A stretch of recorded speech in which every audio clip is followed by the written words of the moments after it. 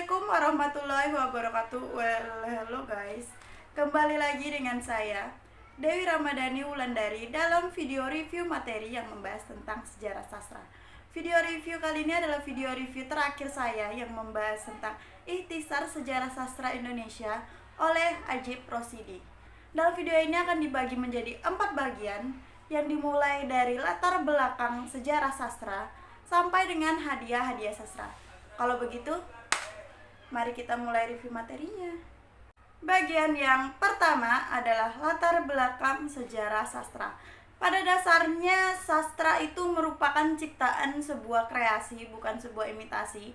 Kemudian karya sastra pada hakikatnya adalah suatu media yang mendayagunakan bahasa untuk mengungkapkan tentang kehidupan dari manusia.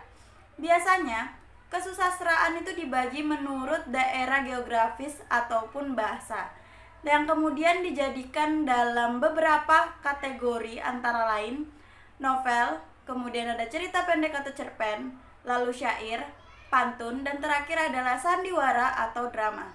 Sejarah dan sastra itu berbeda terutama dalam struktur dan substansinya. Sejarah itu sebagai ilmu hidup di tengah dunia realitas. Pekerjaannya ialah merekonstruksikan realitas itu.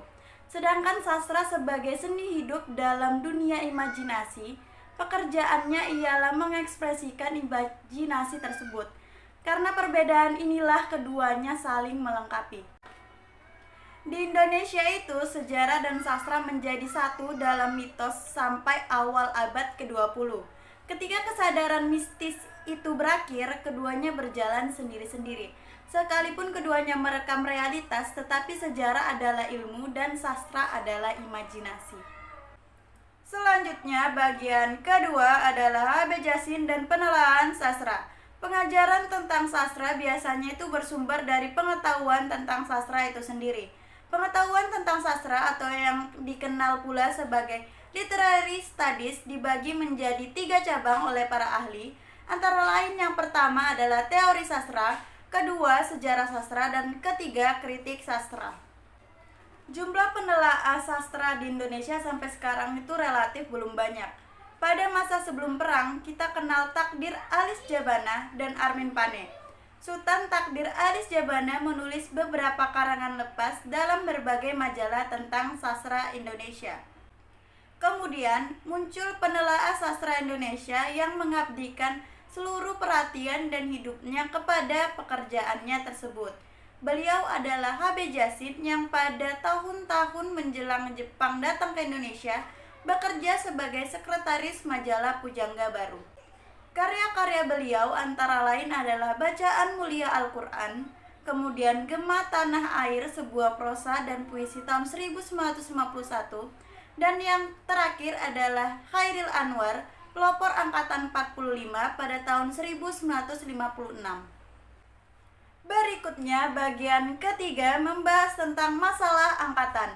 Masalah angkatan dalam sastra Indonesia menjadi ricuh dan kacau karena tidak ada pengertian yang jelas mengenai makna dari angkatan itu sendiri. Para penelaah sastra cenderung untuk menghubungkan istilah dari angkatan dengan pembabakan waktu dalam sejarah sastra. Masalah angkatan itu sendiri sudah timbul pada sebelum perang ketika Sultan Takdir Alis Jabana dan kawan-kawannya dari lingkungan Pujangga Baru membuat perhitungan dengan para pengarang lama. Istilah angkatan sendiri baru muncul pada masa sesudah perang, yaitu ketika Khairil Anwar dan kawan-kawannya menyatakan kehadiran dirinya, yaitu para pengarang Pujangga Baru mempunyai ciri-ciri dan identitas yang berbeda dengan pengarang Pujangga Baru yang muncul setelah perang berakhir. Bagian yang terakhir atau bagian keempat adalah hadiah-hadiah sastra. Di negeri kita, hadiah-hadiah sastra itu selain diberikan sebagai penghargaan atas karya seorang sastrawan juga bersifat perangsang, terutama untuk menumbuhkan minat terhadap sastra yang penerbitan dan penyebarannya masih sangat terbatas.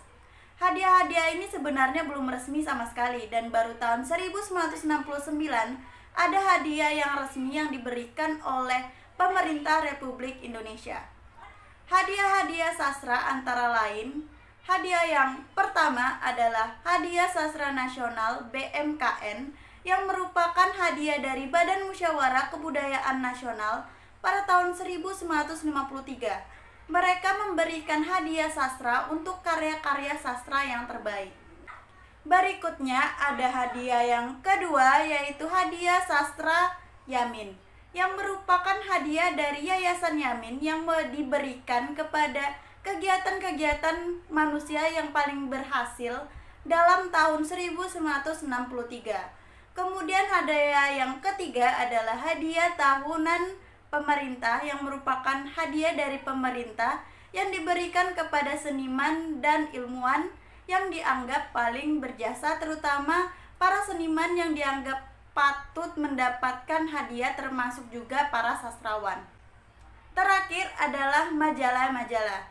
Majalah-majalah kesusastraan biasanya juga memberikan hadiah tahunan buat karangan-karangan terbaik yang dimuat di dalam majalah-majalah tersebut.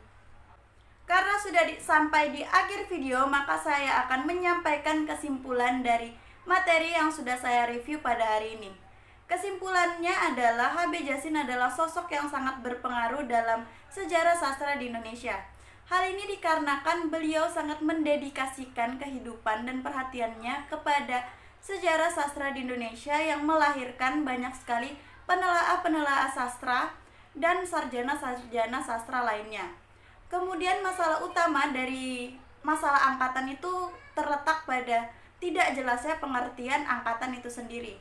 Selain itu terjadinya pencampuran aduk antara pengertian angkatan dengan pembabakan waktu dalam sejarah sastra yang dikemukakan oleh para ahli, yang berakibat kepada ricuhnya dan kacaunya masalah angkatan tersebut.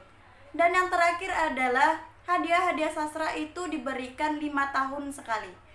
Kalau begitu, itu saja yang bisa saya sampaikan. Saya ucapkan terima kasih kepada yang sudah menonton seluruh video review saya sampai video review yang terakhir ini.